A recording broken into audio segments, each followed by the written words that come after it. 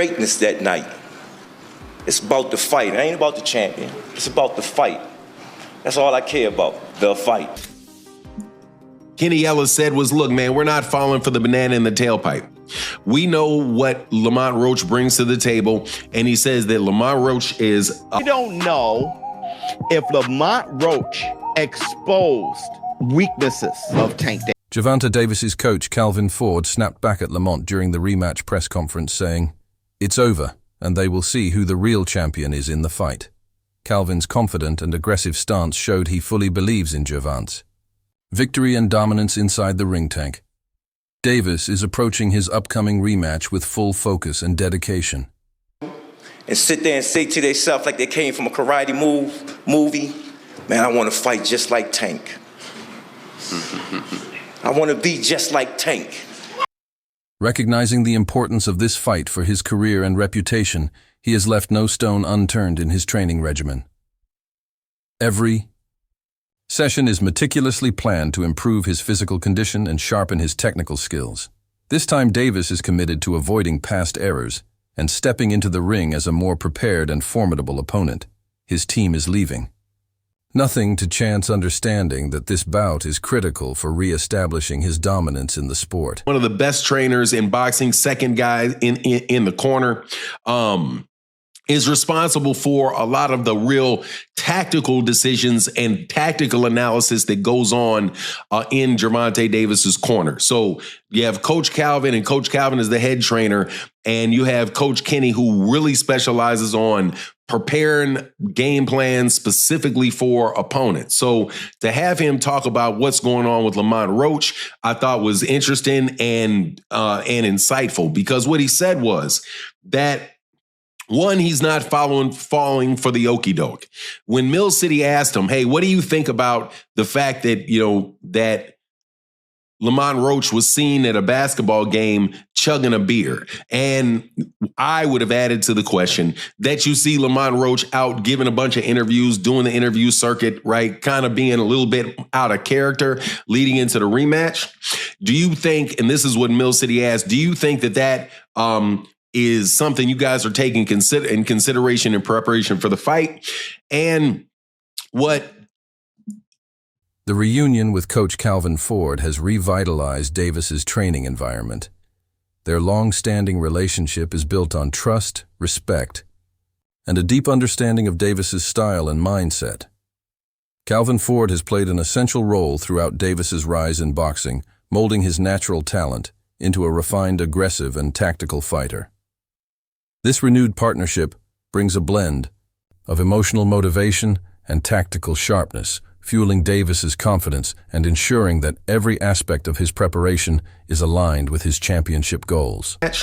Do you think, and this is what Mill City asked, do you think that is something you guys are taking in consideration in preparation for the fight? And what Kenny Ellis said was, look, man, we're not falling for the banana in the tailpipe. We know what Lamont Roach brings to the table, and he says that Lamont Roach is, we're not believing that he's out there drinking or blowing up a bunch of weight and all of that. He says what most people say, hey, we're going to prepare for the best version of Lamont Roach that is going to, that'll come for us. But the way that he saw the fight coming out was he said he sees it like the fight before, a lot of really crisp shots landing. And the fight is going to be similar, but hey, the fight at the same time is going to be very different. Now, I just happen to have a very good friend named Phoenix the Assassin who breaks down fights for me. He's a trainer, got a world-class eye for fights. And what he speculated should be the difference between the first fight and the second fight for Gervonta is that Gervonta is going to need to spend a lot more time fighting on the outside and scoring points for a longer period of time on the outside, and then making sure that, and basically forcing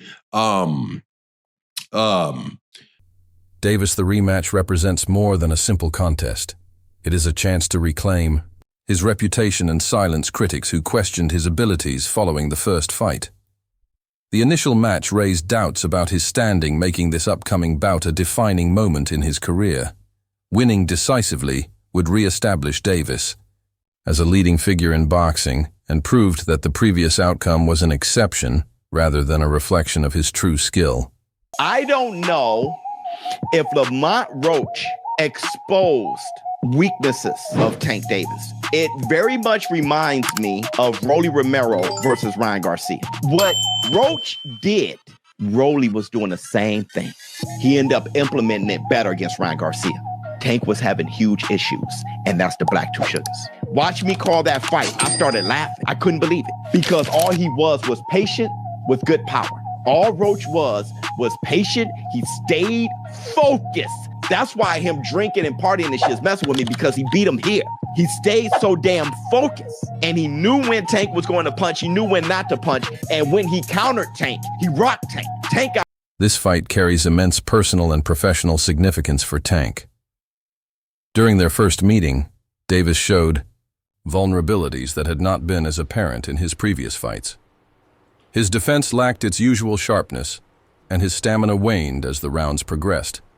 Opponent Lamont Roach was able to exploit these weaknesses, landing shots that disrupted Davis's rhythm and confidence. These issues stood out to fans and analysts alike, indicating that Davis was not performing at his full potential.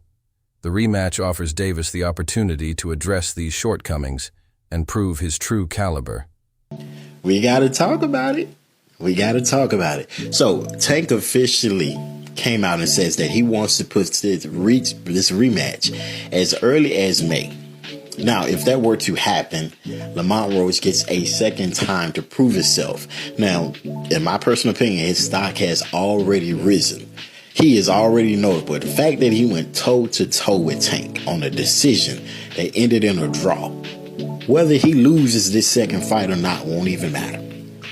Because he's directly in line to go against the Keyshawn Davis, the Shakur Stevensons, and etc., the Devin Haney's, and etc. I can see him moving up and going against a Devin Haney or Ryan Garcia or somebody like that. So many people to fight. Lamont Roach has definitely proven himself. But let's talk about something else. And that is the hairstylist situation. In my humble opinion, I believe she should have been quiet. As a hairstylist, there was nothing for you to say. There was nothing for you to say. No fan in boxing was going to look at them like, I don't want her braiding my hair. No one would have said that. But she hurt herself when she came out and publicly made multiple claims on all his receipts that no one needed, no one asked for, saying, oh, this had no grease or oil in it. No one cares.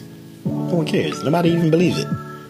Sometimes it's best to remain quiet. But you guys let me know in the comments. Should she have remained quiet, or should she have did what she did, which is spoke up? You let me know.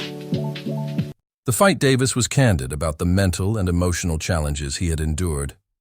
He revealed that the pressure and exhaustion affected his focus and overall performance. The experience took a toll on his mindset, forcing him to confront the possibility of stepping away from boxing. His openness about seeking therapy highlighted the depth of his struggle, emphasizing that the fight's impact went beyond physical results.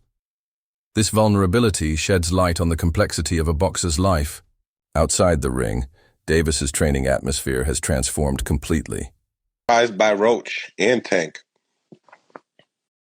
What do you think the biggest surprise was in the fight? It wasn't a surprise because we know Roach. It wasn't a surprise. Mm-hmm. Roach can fight. A lot of people think because a person is not popular, that they don't exist. It's fighters out there that can rumble. They just got to get the opportunity. You know? What's the difference makers coming into this fight? The first fight, I thought, everybody thought Jaleel won. We just got to turn, hit the gears a little harder. We ain't really got to change too much. Just got to put the icing on the cake, Put the icing on the cake this time, that's all. He did enough to win the last fight, but we was in somebody else's territory, This time around, being in Florida, do you feel like it's a mutual zone? Yeah. It's more of an even playing field in Florida. Okay. Do you feel like he needs a stoppage to win the fight due to what happened the first time?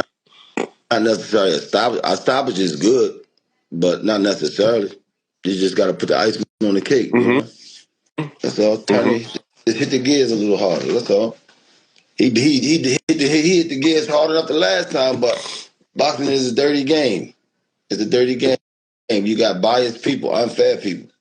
You know, anybody saw that first fight and said Jalil lost, they don't know boxing. You know? You know, if Jalil is successful in this fight, what do you guys expect for Jalil? And then, you know, obviously Eddie Hearn had a lot to say when Jalil took that loss. Every drill and sparring session is conducted with heightened intensity and precision. His footwork has improved noticeably with greater fluidity and balance. Reaction times have sharpened, allowing Davis to anticipate and counter his opponent more effectively.